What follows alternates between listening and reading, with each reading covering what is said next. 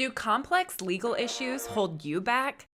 Let's get energized and bring clarity to your top legal questions. This is Law Talk with the Flock by Goosmann Law Firm.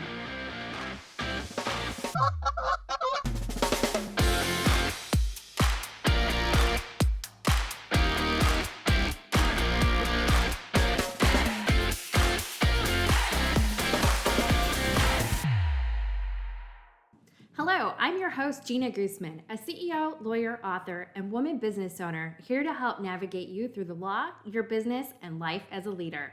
Today, in our Be Worth It series, we're going to talk about how business leaders cope with stress. So if you are doing red deals, big deals, game changers, bet the company deals, you are certainly under a lot of stress and pressure. And you know that what you're doing is not a game. What you're doing affects real people, small businesses, big businesses, and the people that work in those businesses, your customers, your clients, and you have a real impact on their lives and the future of their company. So if you're operating in this zone, it's certain that you are going to be in a stress zone. Everybody's familiar with stress.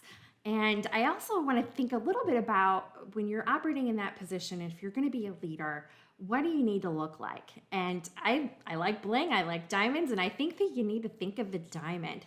A diamond, when it heats up, it turns really hard and it gets sparkly and it turns out absolutely gorgeous and beautiful. And if you're gonna do red deals, these big deals, then you need to be the diamond. You need to be able to withstand the heat and withstand the pressure. It can be intense in this zone, and in order to withstand the heat and the pressure, you need to be trained for it. You need to be trained to do this level of deal, to be able to execute and deliver at these highest levels. Stress is like anything else. If it's not managed, it can overtake you. You have to learn to manage your stress. If you don't, everybody knows that CDC reports it will take a great toll on the body. It can cause all kinds of early diseases and really just break you down. And if you don't have your health, you're not going to be able to function. You can't be a business leader and you can't do big deals. So you have to be able to manage your stress in order to stay healthy and stay in the game and be at a peak performance so you can do these big deals. I've seen all kinds of people that have had issues with stress, especially in the legal industry. You know, you see people that burn out, they quit, or they get in trouble. And a lot of times before that, it'll start to show up in other little behaviors that they'll have. Things like facial tic, or maybe their chest gets really red, or they start talking too fast under pressure. They sigh a lot. Maybe they pace, or they run their hands through their hair like crazy. They put their hand over their forehead, or they bite their fingernails. And all of those are physical signs and symptoms of stress that eventually can be a precursor to that burnout where they either quit or they get in trouble somehow. We know people too that turn to bad vices like alcoholism or gambling in order to try and escape the stress and pressure because they can't handle it.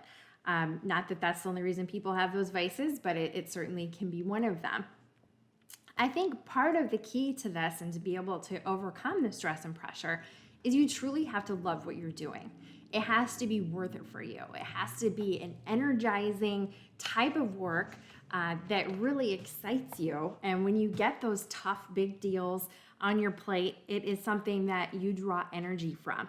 And while it might be scary and somewhat intimidating, if it's something that you're really passionate about and that you enjoy doing and that you love doing, it's going to be easier for you to find ways to manage that stress if you crave the challenge. And I can find too, you can almost become addicted to those challenges. If I have a big case, I love it. I love handling those big matters for my clients and the toughest problems. And the bigger the case and the stickier they are, the more engaged and enthused I am. And the harder it seems to be, the more I want to overcome it and win. So if you're somebody that loves being part of the deal, that will definitely help you learn to find ways to cope with that stress.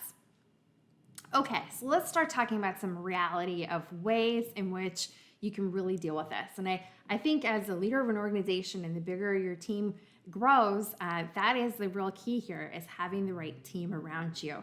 and having people that you trust that you can delegate to. It doesn't have to be lonely at the top. If you have a great team that supports you and is around you, you're going to be winning with that team. And if you trust them and you can delegate to them, when you share things, that helps lessen the burden and helps keep you from being overwhelmed and under intense stress and pressure. I think it's also really important to know in high stakes and in high performance deals, how do you behave and how do you personally react in those situations? So know yourself. It's the next big piece of advice. Know your trigger points. Everyone has emotional triggers, and a lot of times people don't want to talk about them or stop and thinking about them. But if you have an emotional trigger, the first step is to recognize that. And that could be a great time to hit the pause button and stop and get some outside advice. As an attorney, I'd say that's a great time to contact your attorney if you have an emotional trigger. Bring in reinforcements. You don't have to handle this stuff alone. And also, another way to find out where your trigger points is, are there things that you're avoiding? Stuff that you're procrastinating and not getting done. And maybe it's more than just procrastination. You're avoiding it because it's what stresses you out the most. If that's the case, again, here's a great time to figure out how to bring in reinforcements and have somebody else help you bring this over the finish line. So there are some other great steps that I think you can take. Another one would be to come back to your foundation, to your core, what matters to you most, and make sure that you have those strong family relationships. This is not a quick stress fix. It takes a long time to have great relationships with your friends and your family, but people that are surrounding you that can truly support you and help keep you grounded can help you get through those stressful times as well.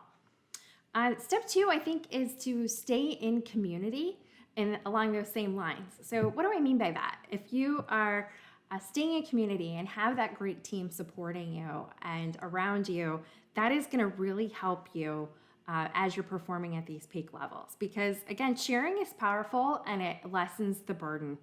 I think along those same lines as staying in community is to find a peer group and or a great mentor or a coach. I've been a part of a group called Vistage for a long time, and I've had my Vistage coach on this podcast at an earlier session, and I can tell you I've had a leadership coach for over a decade now, and it's made a big impact on me and my career and as I continue to grow and advance with the law firm. Step 3 is going to be something more that you can do practically any minute, but I think with stress is you have to remember to breathe. Breathing is really key. If you stop and take a breath, literally people will say that, and I think they don't actually do it. Just breathe, literally. Take some deep breaths, and it will slow your heart rate down, and it'll get you back with some clarity in your brain so you can think a little clearer and get through that stressful situation and that stressful moment. And that's something you can do literally anywhere, but I think it's being intentional about it. And again, knowing yourself and knowing when you need to just stop and take a breath.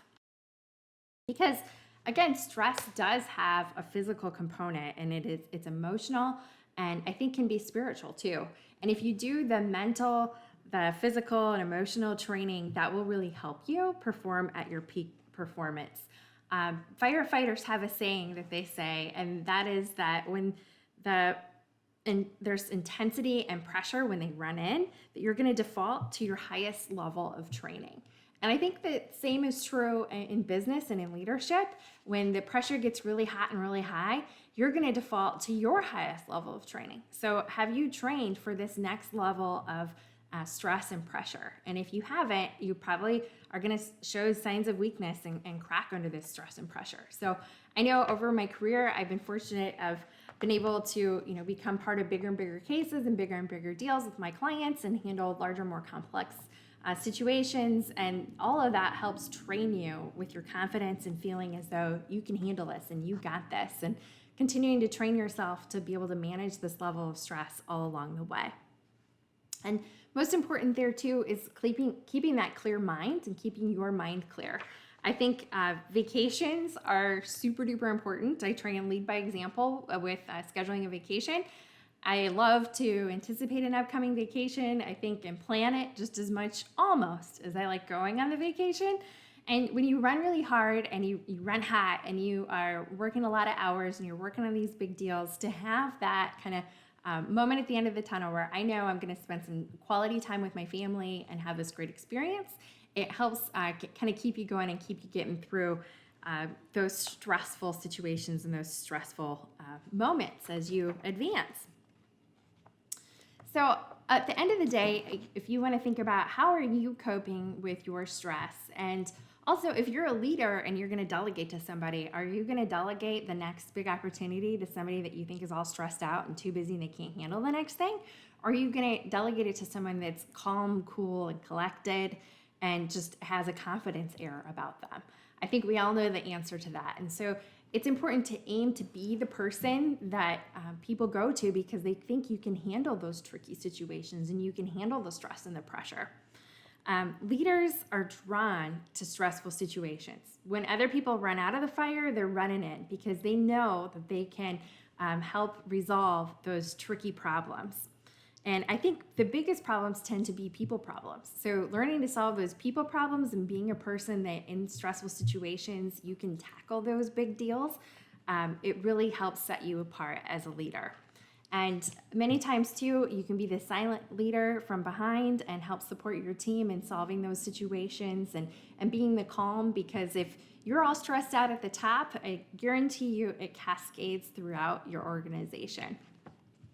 So those are some of my insights on stress and things that I think you can do to help cope with the different levels of stress and just be intentional about it and really think about it. For more of my insights on how to cope with stress, you can purchase my book, Worth It, Business Leaders Ready, Execute, Deliver at Amazon.com. Thank you for listening. Have a great day, everyone. Go make it worth it. Goodbye. Thanks for joining us for Law Talk with the Flock by Goosmann Law Firm. We hope you feel energized and ready to soar past your goals. Become a Flock fan and subscribe to our podcast for weekly episodes. Learn more at goosmannlaw.com.